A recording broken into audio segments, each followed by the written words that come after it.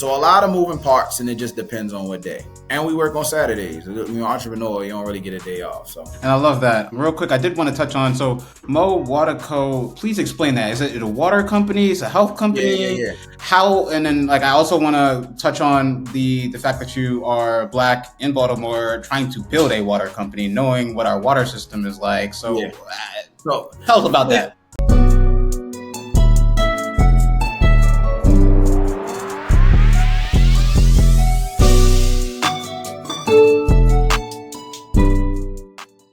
Welcome back, y'all, to another episode of Yall Working. I'm your co-host, Michael Ogunsanya. I'm Alairé, Jameson. And we got the amazing Anthony Waters with us. We got some great questions just to understand, again, a bit of that mentality. Mm-hmm. In our first segment, we talked a lot about, in our communities, what's exposed to us. You're a product of your environment. And when you're surrounded around liquor stores, fried chicken spots, gambling spots, you're naturally going to become a product of it. So it takes a lot of time and a lot of effort and initiative to move out of that space. And Anthony, you couldn't be a more clear example of how you can do so and how you can leverage your education. I think more content now more than ever is kind of telling you, go into debt, don't pursue, a 4-year or 2-year degree, but you have found a way to align yourself with some of the best universities and institutions that, a lot of people go, they graduate and they don't come back. I promise you, Anthony, every school you went to, I'm sure they're calling you back for a speech to stay engaged in this community. How'd you do it? How did I just stick to the... Yeah. How did you find that element? How'd you find the consistency through a lot of changes to align yourself with some of these universities and show up authentically? Yeah, I think, again, outside of Howard, which I wanted to go to college the first time, but again, it was just looking for opportunities to grow and get out, out of my situation. I didn't have the resources that I needed with what I had, and I think I was hesitant to go to school both of the times that I went back for both of my both of the master's degrees that I got. But I think as you navigate in life and opportunities or situations arise, you got to make a decision about who you want to be and where you want to go and what strategy might get me there. And you might pick the wrong strategy, but I don't really believe that there's a such thing as a wrong strategy, because it's all a learning lesson and you can pivot from whichever position you put yourself in, but you got to put yourself in positions. And so I'm grateful for every one of those opportunities because I decided to say yes to the opportunity and give it a try. And then once you put your best foot forward, the rest take care of itself. And so I'm also grateful for the people that helped to push me to take those leaps when I was a little hesitant to do so. Amazing. Let's give them a shout out. Who are some of the people or books or just those that help push you to get to where you are? I would say, one, shout out to Alex Raheem, who used to be the director of Social Innovation Lab. He was the one who introduced me to the opportunity to go to Cary Business School and continued to encourage me to go. And I didn't get to the part about me being a director of Social Innovation Lab now, but when I finished my job, my studies at Cary and I graduated, he hit me up again. Hey, the position for the director of Social Innovation Lab is open. I think you'd be great. You should do it. And I'm like, I'm going to be, I'm trying to work on this founder journey. I don't really got time for that. And he's like, all right, just give it a shot. And I ended up here. So time and time again, he's been a mentor that's always pushed me and looked out. And I would say my family, my mother was the first one that was like, boy, you crazy? That's Johns Hopkins. You better go. That's literally how my mother talked to me. And so, and my friends the same way. My circle of friends, one of my friends, his name is King. He actually now goes to Cary. After I finished, I was able to introduce him to that opportunity. But he used to always be one in that circle of friends that I had that just was like, bro, take advantage of that opportunity because everybody don't get it. And I think that was part of what pushed me to say, you know what, you're right. I need to take advantage of this because those opportunities don't come around, especially for people from where I'm from. You know what I mean? Absolutely. So let's talk a little bit about, again, the different paths that you have pursued. Again, with Runners Run, More Water Co., and running SIL. What does that day-to-day look like balancing 3 important organizations that are still growing? I guess it depends on the week, if I'm being honest. And Runners Run came about because I was telling y'all how I was looking for a business model for More Water Co. and going to Cary kind of taught me where I could fit in that market. Before that, I didn't know how it was going to make money, but I knew people made money off of 5Ks. I didn't really know nothing about racing. And so I decided to sign up for a race. I had started running and doing calisthenics because I was tired of lifting weights from playing football, and did a race and said, oh no, we got to do this. We don't have enough. The races are a great time, but it's nothing that's told from done from our lens, right? There's no culture really there, you know what I'm saying? So we wanted to put some sauce on it and create some events that were pretty dope. And I was able to do that with a group of 6 of us that work on Runners Run, which is super helpful because it allows me the time to put work into Social Innovation Lab and More Water Co. And I have a business partner from More Water Co. He actually is a physical therapist. I'm my age, Black male, so you don't see many of him in that space. And so I'm bringing all of that up because I lean heavily on my partners to help, keep the day-to-day afloat. Because I do work a 9-to-5 social innovation lab where we help social entrepreneurs like myself grow and scale their business. I would say a day-to-day, for me might be wake up, go for a run. I'll come into the office at Pava Center and I'm just into my emails and it's a mixed bag. So I'm answering work emails, I'm answering More Water Co. emails. I'm reaching out the resources for More Water Co. and I'm reaching out the resources for my founders and making connections. And I think what I love about my work is it's very integrated anyway, right? I get to work as an entrepreneurial support person at an entrepreneurial support organization for entrepreneurs that are just like me. And so it gives space for me to work on my business and learn as they're learning.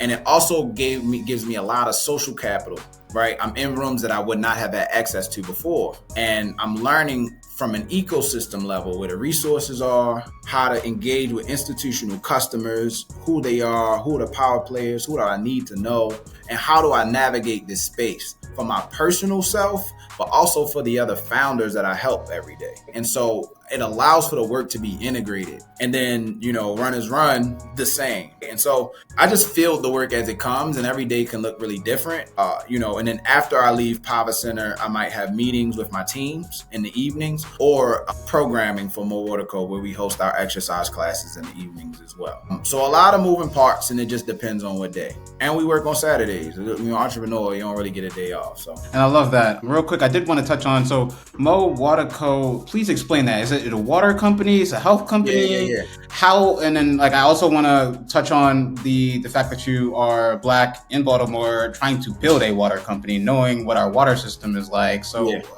tell us about that.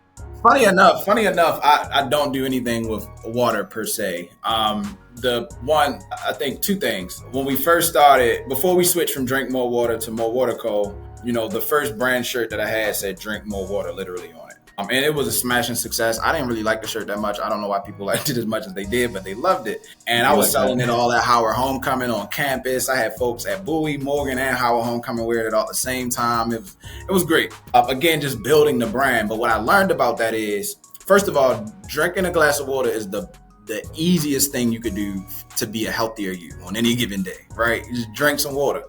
And I think that slogan speaks to who we are and what we're trying to be.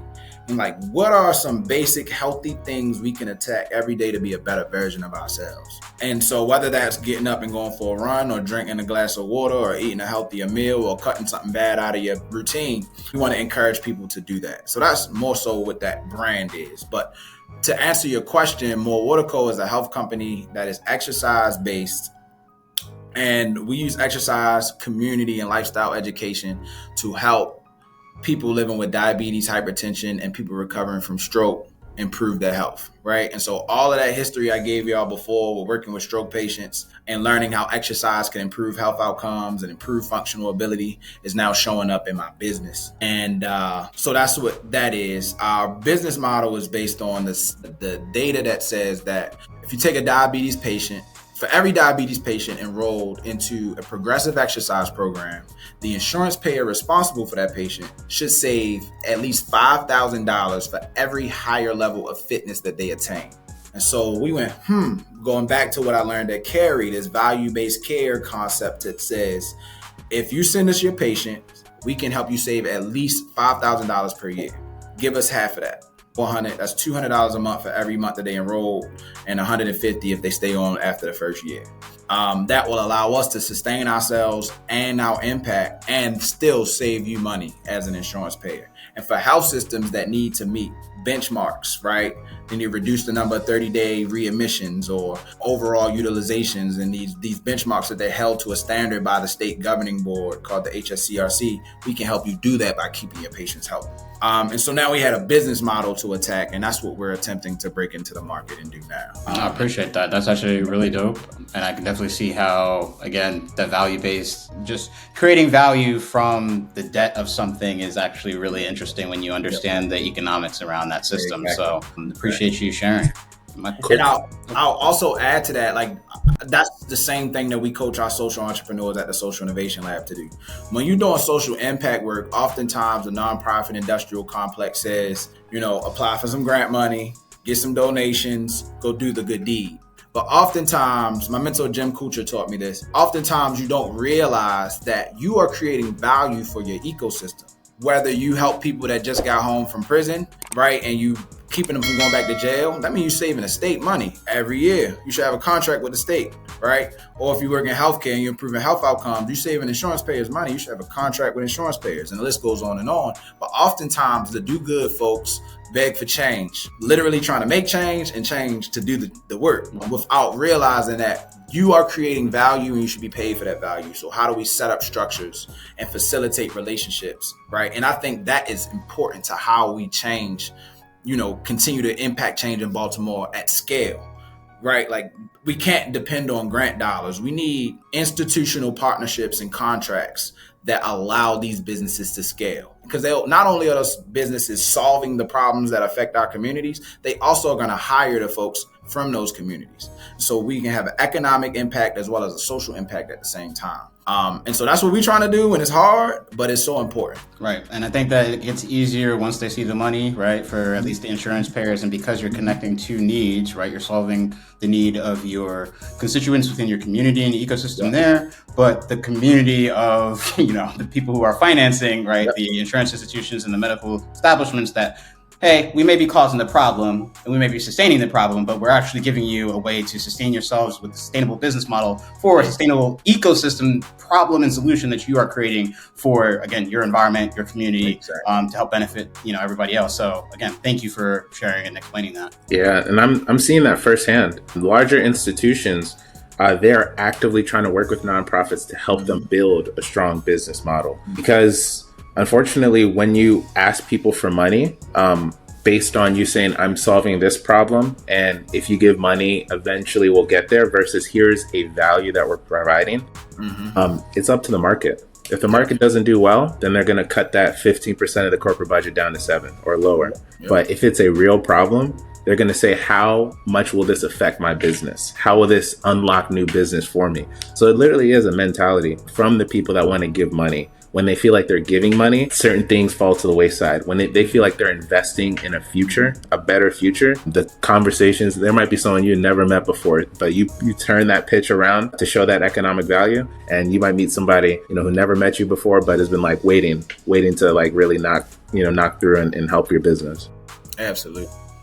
One thing I wanted to ask is, again, you're confirming your third cohort for Social Innovation Lab. Yep. You've ran 2 successful, amazing programs. Awesome. And in your work as well, again, it's a wide range of entrepreneurs that you are working with, not only in Social Innovation Lab, but in your own in your own businesses. So when you meet some of these young, 5-10 years removed from college people, do you think, or have you seen entrepreneurship almost be marketed as like the cool thing, or social innovation being marketed as the thing to just do if you don't know what to do yet, and you kind of have that energy, you don't have as many commitments? How do you feel like young people are approaching entrepreneurship and social entrepreneurship? I would say, I don't know that social entrepreneurship is the most trendy thing, but entrepreneurship is, almost to a fault. Right? It seems like the cool thing to do, and everybody, I'm going to be an entrepreneur and make all this money, without realizing what comes with that. It's not easy at all, and the grass is not green over here. There are many times I get home at the end of the day and I envy folks that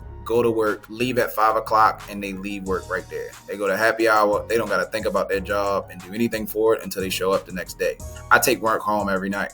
My days sometimes end at 5, sometimes end at 10 p.m., sometimes end at 1 a.m. It just depends. And so I don't know that everybody realizes what they're walking into. They just see everybody on Instagram saying, you should own a business, right? One thing I'll say about the Baltimore ecosystem, though, as it pertains to social entrepreneurship, there is just something about, Baltimore, the resilience of the people here, and how we try to problem solve for the problems that have plagued our communities for way too long, is you get a bunch of natural social entrepreneurs, folks who want to affect change in their communities, whether it be through education, whether it be through the youth, whether it be through the environment, whether it be through whatever the case may be, right? And oftentimes are folks that are affected by the trauma, which is can be to a fault as well, right? Like if you are affected by the trauma and you want to create a solution around gun violence, and you have friends or family that died due to gun violence, right? Like you got to carry that with you. And in the Social Innovation Lab, we do a lot of stuff with founder development now,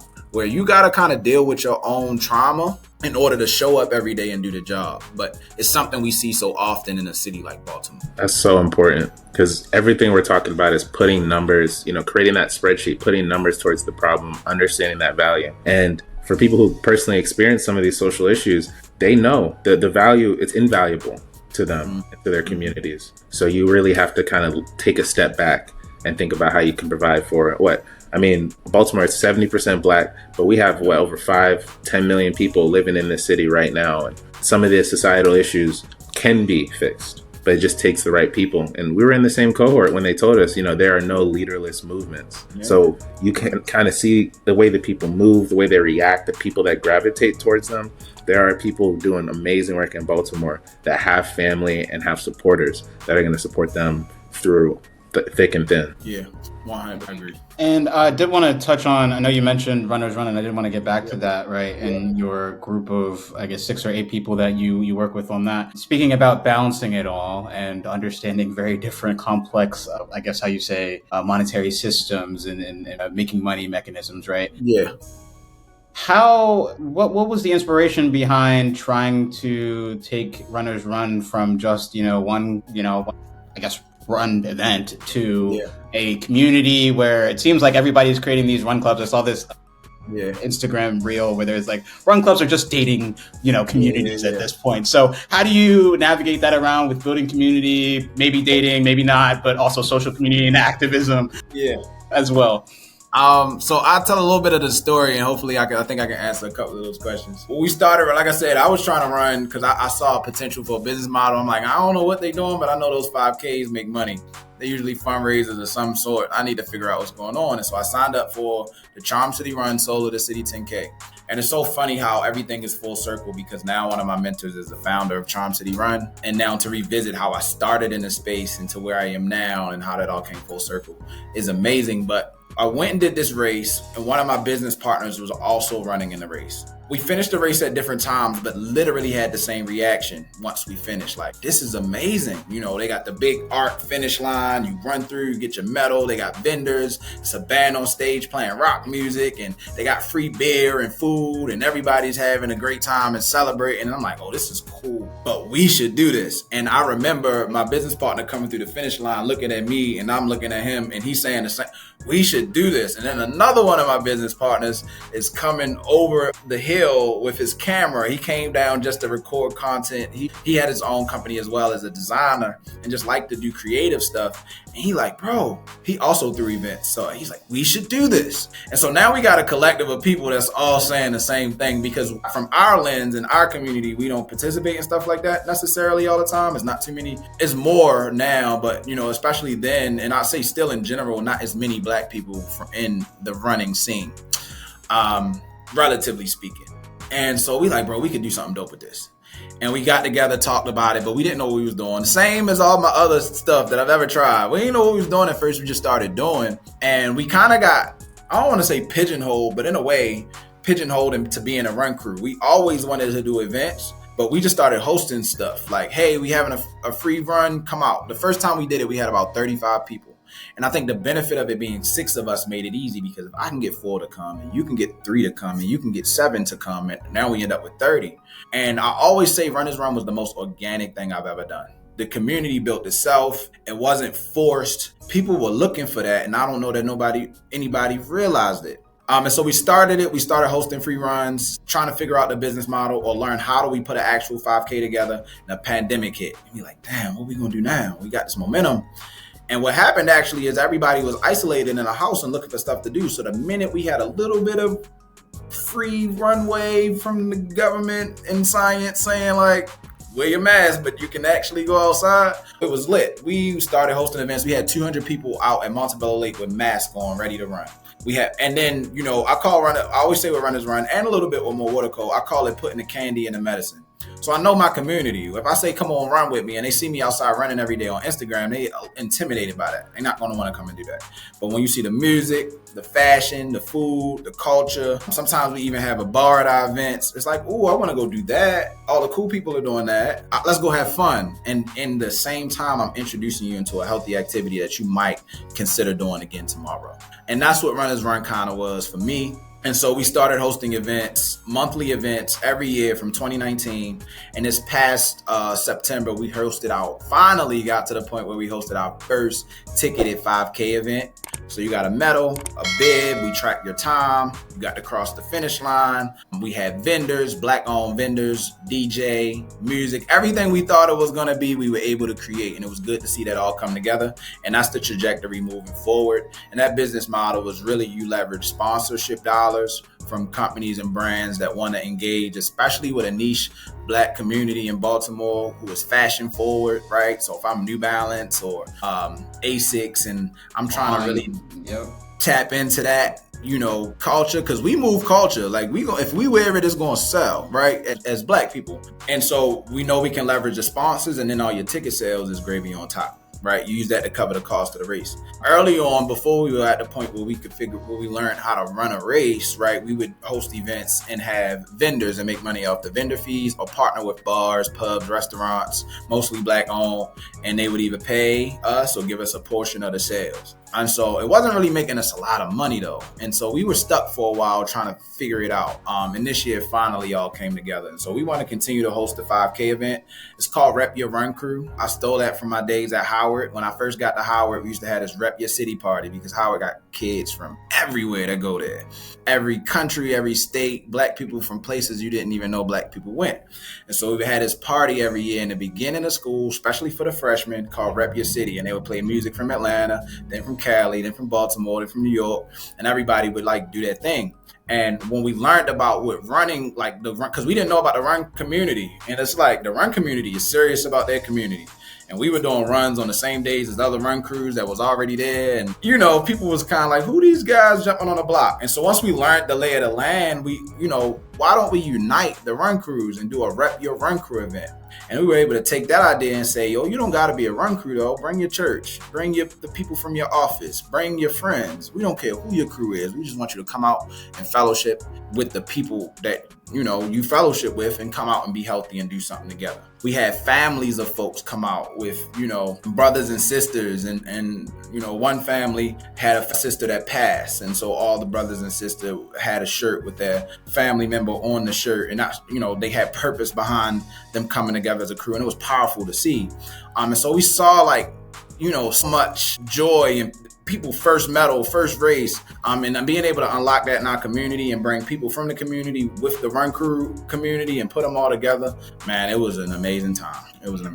So no, appreciate you sharing. I love the concept there, because I do want to backtrack a little bit to how you guys really marketed but found the way to actually create your community niche, right? Like you took the time to this is not working at all, but it's how can we get our Black community to come out, right?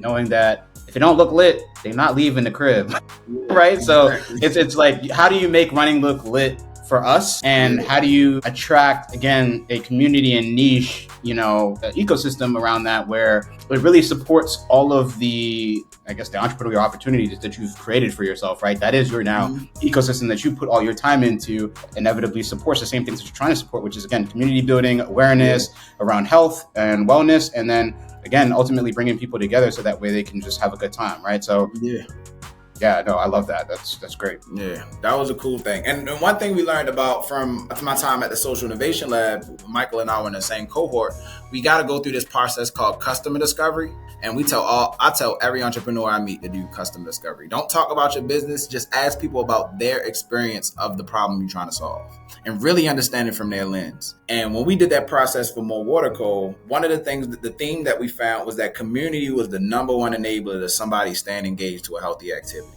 Whether that was your accountability partner, whether that was a fitness group, support group, whatever it was. Every time somebody stayed engaged, community was involved. And so it was, no surprise that Runners Run worked as organically as it did, because community keep people consistent.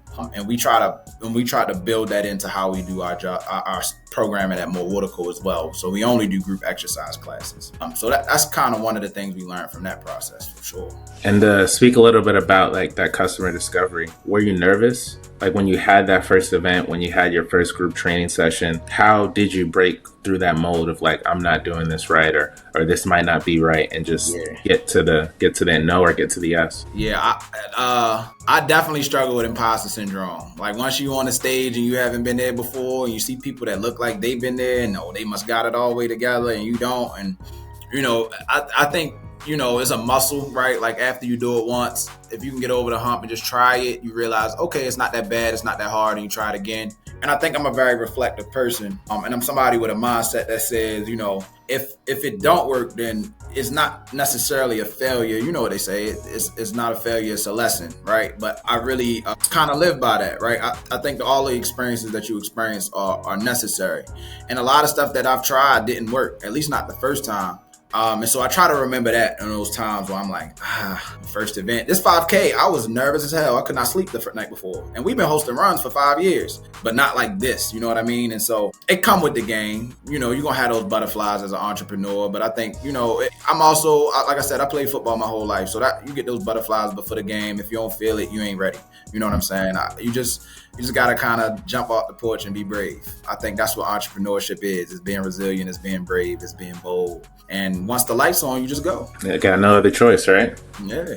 All right, well, thank you. I couldn't think of a better way to close it out with that idea. Again, everything in life is either a blessing or a lesson. So take that in full stride. And like you said, when the lights are on, best thing you could do is to, do what you've been practicing, do what you've always knew you wanted to do. I mean, you're living that, fully. Thank you so much. Would love, to have you back on this shoot. Maybe we can come to you guys, do a little collab, ask some of the runners, why do they run? Why do they work? Oh, yeah. We'd love to do that. It's a lot of collabs we could work on. We could do something at the Power Center with some founders there. We can do something at one of the Runners Run events. I would love to have you. Let's do it, man. I'm for sure.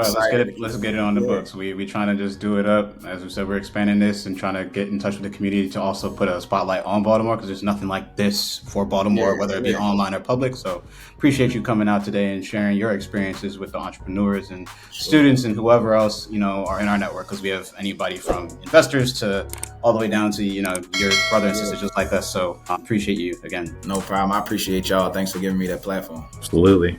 All right, we're out. Peace. Thanks.